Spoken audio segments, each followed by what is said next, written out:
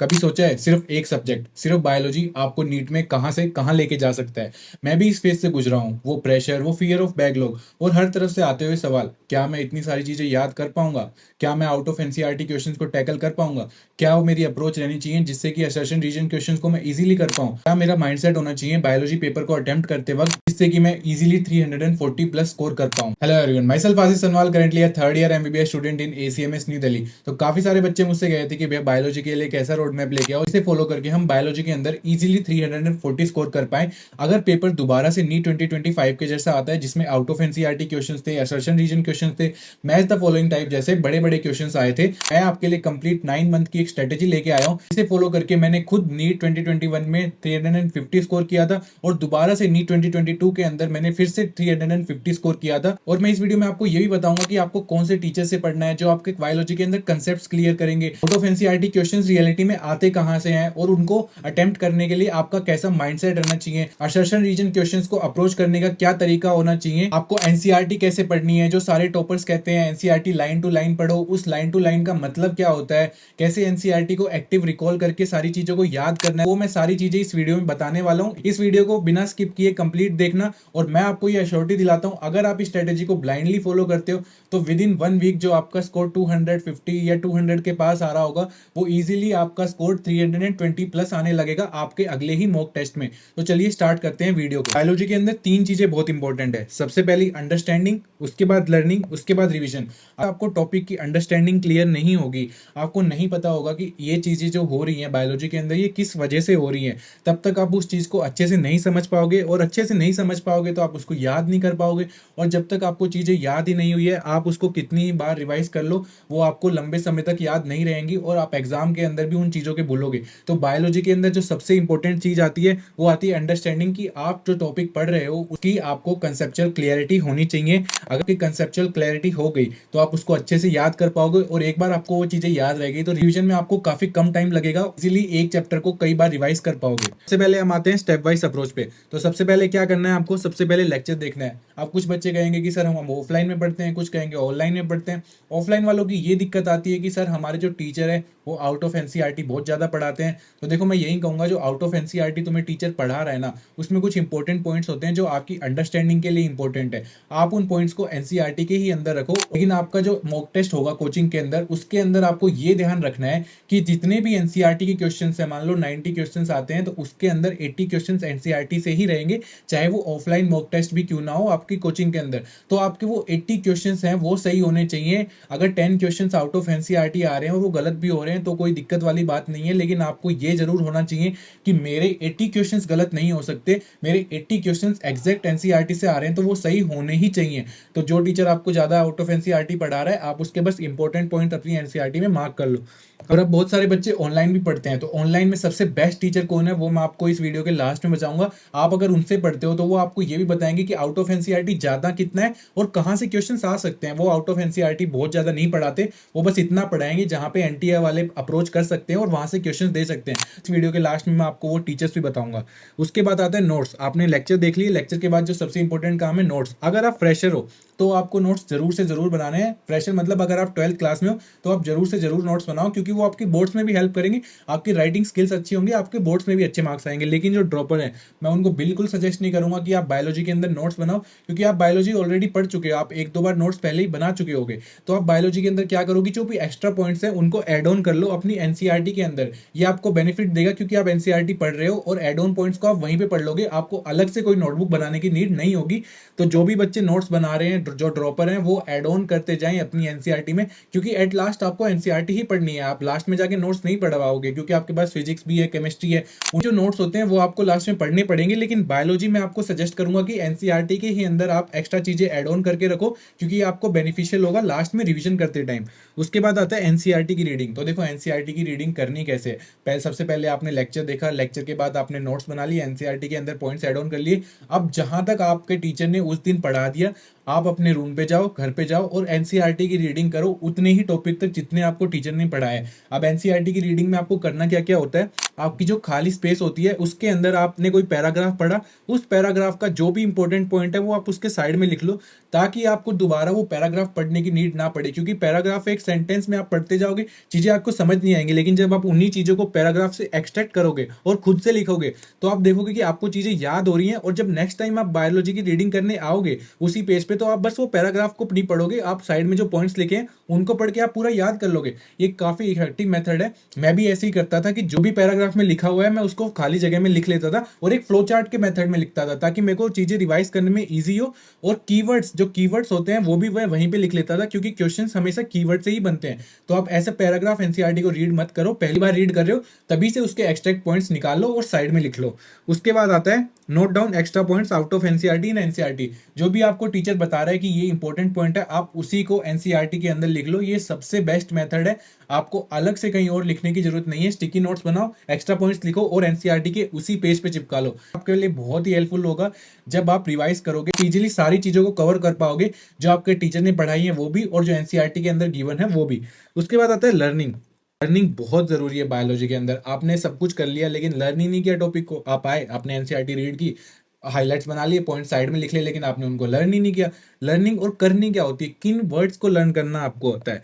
Learning में क्या होता है, आपको कुछ वर्ड्स याद करने होते हैं, जैसे बिकॉज की ये चीज हुई तो क्यों हुई, देयरफॉर, बिकॉज देयरफॉर, यहाँ से असर्शन रीजन क्वेश्चन यहीं से बनते हैं। तो आपने ये पहले ही पढ़ लिया कि बिकॉज के बाद इसका रीजन क्या है, देयरफॉर के बाद इसका रीजन क्या है, तो आपके असर्शन रीजन क्वेश्चन बहुत आसानी से हो जाएंगे, क्योंकि आपने एनसीईआरटी रीडिंग करते वक्त ध्यान दिया कि टीचर कहाँ से क्वेश्चन पूछेगा, एनटीए वाले कहाँ से क्वेश्चन पूछेंगे। वो भी तो यहीं से पूछेंगे ना, वो खुद से तो लाइन एड ऑन नहीं करेंगे एनसीईआरटी के अंदर, आपसे क्वेश्चन नहीं पूछेंगे। तो क्वेश्चन हमेशा असर्शन रीजन वाले वहीं से बनते हैं, जहां पे या तो बिकॉज गिवन होगा या फिर देयरफॉर गिवन होगा। तो आपको स्पेशली इन चीजों को याद करना है असर्शन रीजन के लिए।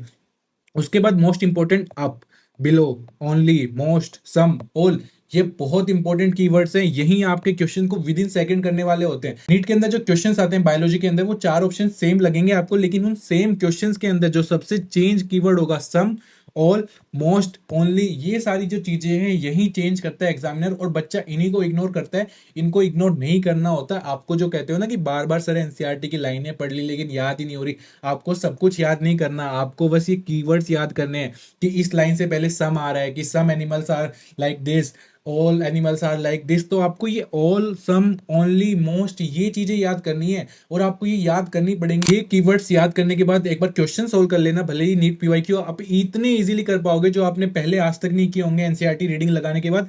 लेकिन आप यार इन चीजों को याद करके क्वेश्चन सोल्व करना और देखना आपकी स्पीड कितनी बढ़ेगी, आपकी एक्यूरेसी कितनी बढ़ेगी। दोनों चीजें एक साथ जब काम करेगी आपका स्कोर पक्का से इंप्रूवमेंट होगा। तो आपको लर्निंग के अंदर इन कीवर्ड्स पे ध्यान देना और इन कीवर्ड्स को जरूर से याद करना है। उसके बाद आता है क्वेश्चन प्रैक्टिस। क्वेश्चन प्रैक्टिस कैसे करना है, आपको ये सारी चीजें ऑर्डर में करनी है, पहले लेक्चर, फिर नोट्स, उसके बाद एनसीईआरटी रीडिंग, फिर नोट डाउन करने एक्स्ट्रा पॉइंट्स, उसके बाद लर्निंग। मैं ये क्यों बोल रहा हूँ, क्योंकि बायोलॉजी के अंदर ये इंपॉर्टेंट है। क्वेश्चन प्रैक्टिस आप करने जाओगे उससे पहले आपको सारी नॉलेज होनी चाहिए कि क्या एग्जामिनर क्वेश्चन पूछेगा, किस टाइप के क्वेश्चन आते हैं, तो एग्जाम में वैसे क्वेश्चन आते ही मैं करूं और आपका मोटिवेशन अप हो और आप क्वेश्चंस को विद इन सेकंड्स कर पाओ। और जो बायोलॉजी का एक टारगेट टाइम है कि 30 से 40 मिनट्स के अंदर क्वेश्चन करना है, आप टारगेट टाइम को क्लॉक में सेट करो और उसी के हिसाब से क्वेश्चन प्रैक्टिस करो। तो ये क्वेश्चन प्रैक्टिस आपको ये सारी चीजें करने के बाद ही करनी है। इसके बाद क्या करना है आपको, डीपीपी, सबसे पहले डीपीपी, क्लास की डीपीपी सॉल्व करनी है। उसके बाद मॉड्यूल, मॉड्यूल के अंदर क्या करना है आपको, असर्शन रीजन क्वेश्चन निकालने हैं, one liner question, match the following और अंडरस्टैंडिंग क्वेश्चंस की यहाँ पे अंडरस्टैंडिंग यूज हुई है, उन क्वेश्चन को डिफरेंशिएट करना है। आपको डिफरेंशिएट करना आना चाहिए कि वन गो में मेरे को कौन से क्वेश्चन करने। वन गो में आप मैच द फॉलोइंग क्वेश्चन कर सकते हो और वन लाइनर क्वेश्चन आप इजीली कर सकते हो। मैच द फॉलोइंग में अगर आपको एक भी आता होगा ना तो भी आपका मोस्टली नीट के अंदर ऐसा ही आता है कि आपको एक भी आंसर आता है ना तो भी आपके मैच द फॉलोइंग सही हो जाते हैं। असर्शन रीजन के अंदर वही आपको बिकॉज, देयरफॉर, ये चीजें याद करनी पड़ेंगी तो भी आपके असर्शन रीजन आराम से हो जाएंगे। उसके बाद अंडरस्टैंडिंग, अंडरस्टैंडिंग में अगर पहली बार आपसे क्वेश्चंस बन रहे हैं तो ठीक है, नहीं तो आप उनको सेकंड गो के अंदर आराम से कर पाओगे। तो आपको ये डिफरेंशिएशन भी करना आना चाहिए कि कौन से क्वेश्चन को किस टाइम में अप्रोच करना है। उसके बाद आता है मॉड्यूल के बाद नीट के पीवाईक्यू। नीट के पीवाईक्यू मस्ट है, नीट के पीवाईक्यू आपको करने ही करने हैं। जो आउट ऑफ एनसीईआरटी क्वेश्चन है वो डायरेक्ट नीट के पीवाईक्यू से उठ के ही आ जाते हैं कई बार। तो आता है एनसीईआरटी एग्जाम्पलर, सबसे ज्यादा इंपॉर्टेंट। तो देखो एनसीईआरटी एग्जाम्पल्स, मैंने आपको वीडियो की स्टार्टिंग में बताया था कि आउट ऑफ एनसीईआरटी क्वेश्चंस करने कहाँ से हैं। तो अब आप एक बार क्या करना, आउट ऑफ एनसीईआरटी क्वेश्चंस के लिए एनसीईआरटी एग्जाम्पलर उठाना, उसके अंदर जो क्वेश्चंस हैं वो देखना, और 2025 के अंदर आपको लग रहे हैं आउट ऑफ एनसीईआरटी क्वेश्चंस आए हैं, आप उनको चेक करना। आपको पता लगेगा कि वो क्वेश्चंस एनसीईआरटी एग्जाम्पलर में ही गिवन थे। एनसीईआरटी एग्जाम्पलर्स में ऐसे कई सारे क्वेश्चंस हैं जो एनसीईआरटी की बुक के अंदर नहीं दिए, लेकिन वो हमको एनसीईआरटी एग्जाम्पलर में अंदर गिवन है। एनसीईआरटी एग्जाम्पलर में ऐसी भी चीजें गिवन है जो कि एनसीईआरटी की बुक में गिवन नहीं है, तो वो आपको पढ़नी पड़ेंगी। उन क्वेश्चंस को आप ऐड ऑन करो आपके एनसीईआरटी की बुक के अंदर, क्योंकि आउट ऑफ एनसीईआरटी क्वेश्चन सारे के सारे एनसीईआरटी एग्जाम्पलर से ही आते हैं। और मैंने एनसीईआरटी एग्जाम्पलर के अंदर मार्किंग कर दी है वो क्वेश्चंस जो एनसीईआरटी के अंदर गिवन नहीं है। तो अगर आपको एनसीईआरटी एग्जाम्पलर की पीडीएफ चाहिए तो इस वीडियो के नीचे कमेंट कर देना एनसीईआरटी एग्जाम्पलर बायोलॉजी, और वो वीडियो की लिंक मैंने गूगल ड्राइव पे अपलोड कर रखी है, वो मैं आपको डायरेक्टली सेंड कर दूंगा। उसके बाद आते हैं शॉर्ट नोट्स। देखो बायोलॉजी के अंदर शॉर्ट नोट इंपॉर्टेंट होते हैं, और शॉर्ट नोट बनाते कैसे, मैंने खुद शॉर्ट नोट बनाए हुए थे। ये मेरे शॉर्ट नोट है, बॉडी फ्लूइड्स एंड एग्जाम मैंने एक पेज में खत्म किया था। ये एनिमल किंगडम का शॉर्ट नोट है, ये भी मैंने एक पेज के अंदर खत्म किया था। अंदर मैंने एग्जैक्ट एनसीईआरटी की लाइनिंग्स लिखी हुई हैं अपने तरीके में कि मेरे को कैसे याद रहेंगे। मैंने सारे कीवर्ड्स जो एनसीईआरटी में घुमा घुमा के लिखे हुए हैं, सारे कीवर्ड्स मैंने इन पेजेस के अंदर निकाल के रख दिए थे। और एग्जाम से पहले मैं एनसीईआरटी की रीडिंग नहीं करता था, मैं अपने सिर्फ शॉर्ट नोट ही पढ़ के जाता था। ये मेरे को आधे घंटे में पूरा चैप्टर रिवाइज करवा देते थे, और एग्जैक्ट कीवर्ड मेरे को पता रहते थे कि टीचर यहाँ से क्वेश्चन पूछता है, ये कीवर्ड है, इस कीवर्ड को चेंज करके क्वेश्चन में डालेगा, तो मेरे को क्वेश्चन गलत नहीं करना। तो शॉर्ट नोट्स ने मेरी बहुत हेल्प की है 350 आउट ऑफ 360 लाने में, वो भी बैक टू बैक। तो मैं तो आपको यही कहूंगा कि शॉर्ट नोट्स बनाओ, एक एक कीवर्ड आप शॉर्ट नोट से निकालो। शॉर्ट नोट्स आपकी इतनी हेल्प करेंगे ना एग्जाम के टाइम पे कि आप समझ नहीं पाओगे। आप 11th-12th की complete biology with in 5 to 6 hours में पढ़ पाओगे, और वो तभी पॉसिबल होगा जब आप शॉर्ट नोट बनाओगे। तो सभी बच्चों को यही सजेस्ट करूंगा कि शॉर्ट नोट्स आप जरूर से बनाओ। उसके बाद आते हैं टीचर्स। मैंने आपको वीडियो की स्टार्टिंग में बताया था कि जो बच्चे ऑनलाइन पढ़ रहे हैं उनके मैं आपको टीचर्स बताऊंगा कि बेस्ट टीचर्स आपके लिए कौन से हैं। तो देखो जूलॉजी के लिए मनीष दुबे सर, ये काफी अच्छा पढ़ाते हैं, आपके कंसेप्ट क्लियर करेंगे, लाइन टू लाइन आपको समझाएंगे कि एनसीईआरटी की ये हुआ तो किस वजह से हुआ। और आप समाप्ति मैम से भी पढ़ सकते हो, वो भी काफी अच्छा पढ़ाती हैं। और बॉटनी, बॉटनी मैं आपको रिकमेंड करूंगा कि आप सिर्फ और सिर्फ तरुण सर से पढ़ें। ये बॉटनी काफ़ी डिटेल में पढ़ाते हैं, इनका पढ़ाने का स्टाइल काफ़ी यूनिक है।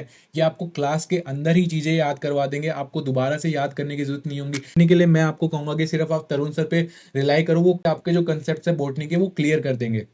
मैंने आपको स्ट्रेटेजी बताई है, आप उसे सिर्फ 1 वीक के लिए फॉलो करो, इन्हीं स्टेप्स में फॉलो करो, इन टीचर से पढ़ो। उसके बाद मैं गारंटी देता हूं कि आपका जो स्कोर है वो 240 से लेके 340 पे जरूर इंक्रीज करेगा। मैंने इस वीडियो में जो स्ट्रेटेजी मैंने फॉलो की थी एज इट इज मैंने आपको पूरी की पूरी स्ट्रेटेजी बता दी है, सब कुछ बता दिया है कि आउट ऑफ एनसीईआरटी क्वेश्चंस कहाँ से आएंगे, अशर रीजन के लिए आपको कौन से वो कीवर्ड्स हैं उन पे ध्यान कैसे रखना है, कैसे आपको शॉर्ट्स नोट बनाने हैं, कौन से टीचर्स होने चाहिए। तो मैंने इस वीडियो के अंदर एक एक चीज आपको बता दी है। अब आपका काम ये है कि आप इस स्ट्रेटेजी को फॉलो करो। ऐसा मत करना कि ये स्ट्रेटेजी फॉलो की, वीडियो बंद गई, उसके बाद कोई और जाके स्ट्रेटेजी कर ली, उसके बाद कोई और स्ट्रेटेजी वीडियो देख ली। ऐसे आप स्ट्रेटेजी वीडियो देखते ही रह जाओगे। मेरा कहने का मतलब ये है कि आप कोई भी स्ट्रेटेजी वीडियो देख रहे हो उसको 1 हफ्ते तक फॉलो करो, आपको स्ट्रेटेजी से रिजल्ट मिल रहे हैं तो सिर्फ आप उसी चीज को फॉलो करो। कंसिस्टेंसी मैटर करेगी इन द एंड कि आपने कितनी कंसिस्टेंसी से अपना काम किया है। मेरा काम है कि आप लोगों को सही स्ट्रेटेजी बताना, वो मैं अपनी तरफ से 100% दे रहा हूं। आपको कोई भी ऐसी चीज नहीं बताऊंगा जिससे कि आप एग्जाम में अच्छा स्कोर नहीं कर पाओगे। मैंने वो सारी चीजें बताई हैं जो आपके लिए इंपॉर्टेंट है। आपका काम ये बनता है कि आप इस स्ट्रेटेजी को फॉलो करो, अपने नेक्स्ट मॉक के ही अंदर इसको इंप्लीमेंट करो, और इंप्लीमेंट करके अपने स्कोर को इंक्रीज करो। और इंक्रीज करने के बाद मुझे कमेंट सेक्शन में दोबारा आके बताना कि हाँ भैया हमारा स्कोर इंक्रीज हुआ है। मैंने फिजिक्स केमिस्ट्री की भी वीडियो बनाई थी, उसमें काफी सारे बच्चे दोबारा आगे कर रहे हैं कि सर हमारे पहले कभी इतने मार्क्स नहीं आए, आपकी स्ट्रेटेजी बहुत अच्छी है।